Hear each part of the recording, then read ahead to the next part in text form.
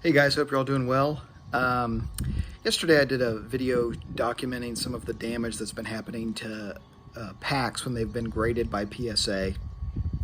And if you watch that video, you'll see that there's some of the damage that's occurring is pretty terrible. Some of the packs that are being destroyed are absolutely rare, expensive items, high quality items. And people keep sending their stuff to PSA, and it's befuddling to me. But what's even more puzzling is why there isn't an alternative pack grading company to PSA. The only company that's out there right now that is grading packs beyond PSA is Collector Archive Service, CAS, and they grade action figures and other types of items like that. A lot of different items they grade, and they've in the last few years stepped into the pack grading game. However, there's a major issue with them authenticating packs, and it's the fact that they do not disclose who their authenticator is for packs. And with unopened, it's all about who the authenticator is. That's absolutely paramount. When you send a pack to PSA, you know that Steve Hart of Baseball Card Exchange is going to authenticate it before they slab it and grade it. That means a lot because Steve Hart is trusted and very highly regarded in the vintage unopened community. We know that when you send it to PSA.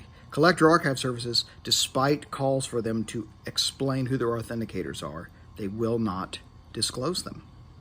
And this is not a company that you want to do business with. This is not a company you can trust with your vintage packs. I saw someone on social media a few weeks ago. It's currently listed on eBay, the same pack. He had a 1961 Fleer basketball pack that was CAS graded as authentic. And you do not send a 1961 Fleer basketball pack to anyone but PSA. You either keep it raw and have someone you trust look at it, maybe bring it with you to the National and have Steve Hart look at it, or have Kirk Christensen of Ripping Vintage Packs look at it. Send video to people that know what they're doing. There's ways you can get a pretty good sense for if a pack is legit or not without having to send it in to get graded. And if I wouldn't send that pack to PSA right now because it'll get destroyed in the holder. But I wouldn't send it to damn sure if you're trying to sell it, I wouldn't send it to Collector Archive Services. I wouldn't send it to CAS. No way. No way. That is not the way to go. And so it kind of sucks for pack collectors. We're kind of stuck between a rock and a hard place here because CAS doesn't have a good reputation, understandably so. PAS is destroying packs, and so, the best solution for me is just keep your packs. If you know they're authentic, if you know what to look for, if you know the pack's authentic, you could send it in down the road to get authenticated, perhaps, if you want it to be in a protective case or whatever. But keep it raw. Keep it raw for as long as it takes until you're comfortable sending it to PSA. But don't send it to CAS. Just don't.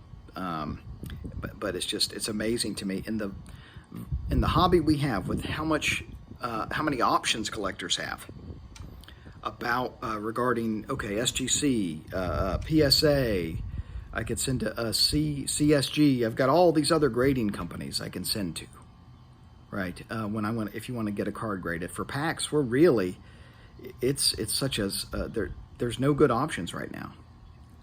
There really isn't, unless you just want to send a box of wax packs or cello packs to Baseball Card Exchange or Ripping Vintage Packs to get authenticated.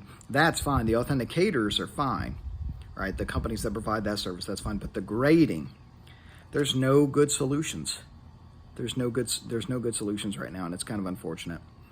And so people that are buying packs to resell, they have to get them graded a lot of the time because people don't trust raw packs. And as a result, they keep sending packs to PSA to get turned into mincemeat. And it's as simple as that. So just my thoughts on this. Wish there were some better alternatives, but looking forward to the mail day coming up here.